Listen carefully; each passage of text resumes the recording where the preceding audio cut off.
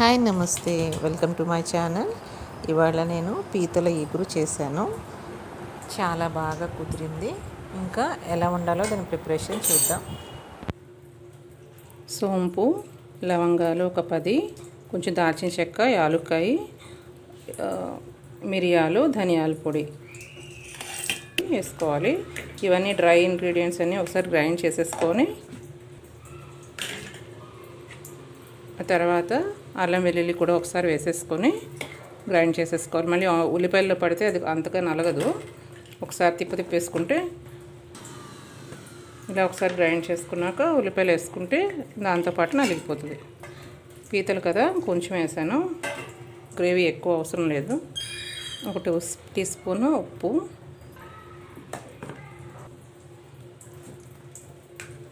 ఉల్లిపాయలో నీళ్ళు వేసుకుండా రుబ్బుకోవాలి.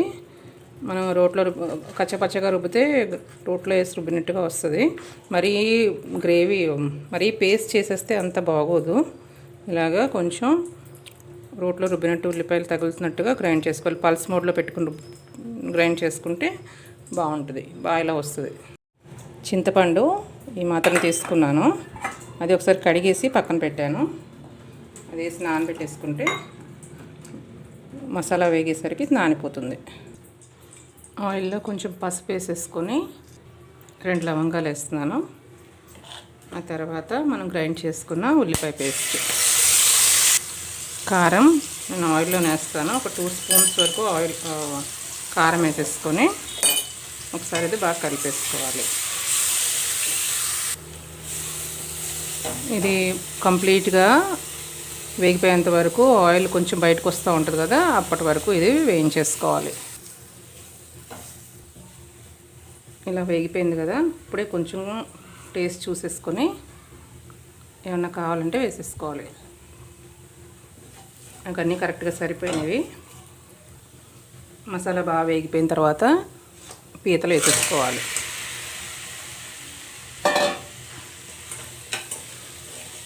వేసుకొని వాటితో పాటు కొంచెం ఆ నీరు పడుతుంది కదా, కొంచెం అది కూడా ఎగిరిపోయేలా వేయించుకుంటే ఆ నీసు వాసన అది రాదు.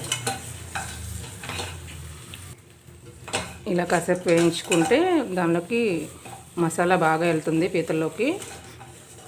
కొంచెం వేయించేసుకొని అప్పుడు చింతపండు రసం వేసుకోవాలి. ఫ్రై అయితే ఇలాగా సిమ్లో పెట్టుకొని దీన్ని హాఫ్ కట్ చేస్తారు, అటు ఇటు ఇలా వేయించుకుంటే ఫ్రై అయిపోతుంది. నెమ్మదిగా సిమ్లో పెట్టుకొని వేయించుకోవాలి. ఫస్ట్ కొంచెం వాటర్ వేసుకుంటే, ఇలా వాటర్ వేసుకొని అప్పుడు 2 నిమిషాలు ఉడకబెట్టుకుంటే ఆనియన్ పేస్ట్ వేసాం కదా, ఆనియన్ మసాలా, అది కొంచెం బాగా ఉడుకుతుంది అనమాట, చిక్కగా అవుతుంది. ముందే చింతపండు రసం వేసామంటే అంత చిక్కపడదు, ఇది బాగుంటుంది టేస్ట్. చిక్కపడి గ్రేవీ చిక్కగా ఉంటుంది, మరీ పలచగా నీళ్ళలా కాకుండా. వీటిని ఇలా బోర్లు ఇచ్చేసుకుంటే మసాలా లోపలికి బాగా ఎక్కుతుంది.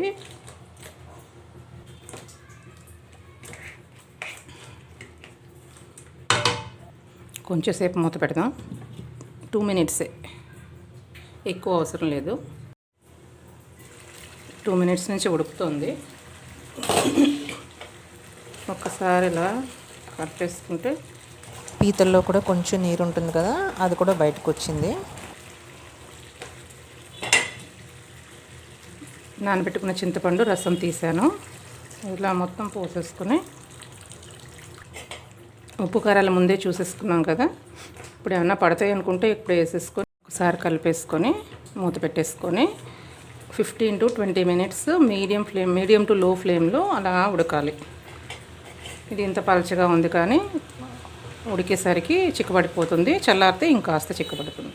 సులువు, ఎక్కువసేపు మరిగితేనే రుచిగా ఉంటుంది.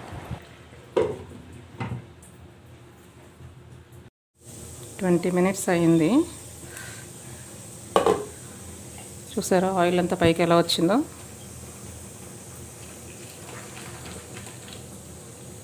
చిక్కబడింది, చల్లారితే ఇంకా చిక్కబడుతుంది. ఇంకా స్టవ్ ఆఫ్ చేసేసుకోవచ్చు.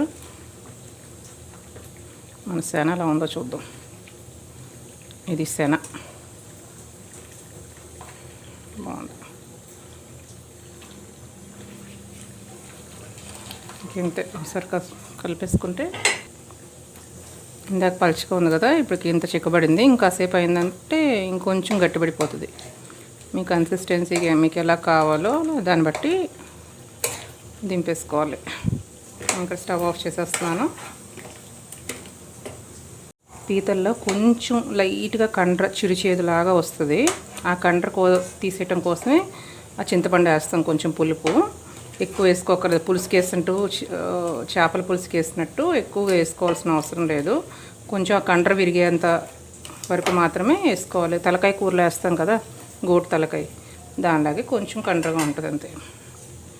వీడియో నచ్చితే లైక్ చేయండి, షేర్ చేయండి, సబ్స్క్రైబ్ చేయండి. Thank you for watching. ఇది వండిన తర్వాత కాసేపు ఉంటేనే టేస్ట్ బాగుంటుంది. రూమ్ టెంపరేచర్కి వచ్చాక సర్వ్ చేసుకుంటే బాగుంటుంది. పీతలు తినటం అలవాటు ఉన్న వాళ్ళకైతే ఎంజాయ్ చేస్తారు. అది బాడీ ఉంది కదా, బాడీ మధ్యలో చక్కగా పలచగా ఉంటుంది. అది కొరుక్కొని తినేసి పిప్పి తీసేసి పక్కన పెట్టేయటమే. కాళ్ళు మాత్రం మనం మటన్ బోన్స్ ఎలాగా పీల్చుతాం కదా, అలాగ తినాలి. ఇది ఉంది కదా, ఈ మధ్యలో పార్ట్ చాలా మెత్తగా చాలా టేస్టీగా ఉంటుంది. ఆ పైన షెల్ అది చాలా పల్చగా బాగుంటుంది. ఇలా కొంచెం అన్నంలో కలుపుకొని గ్రేవీతో తింటే బాగుంటుంది. పీతలు విడిగా నవ్వులే కొద్దీ లోపల నుంచి జ్యూస్ వస్తుంది. మనం వేసిన అవన్నీ మసాలాలు అవి అన్నీ చింతపండు పీల్చుకొని పీత చాలా టేస్టీగా ఉంటుంది.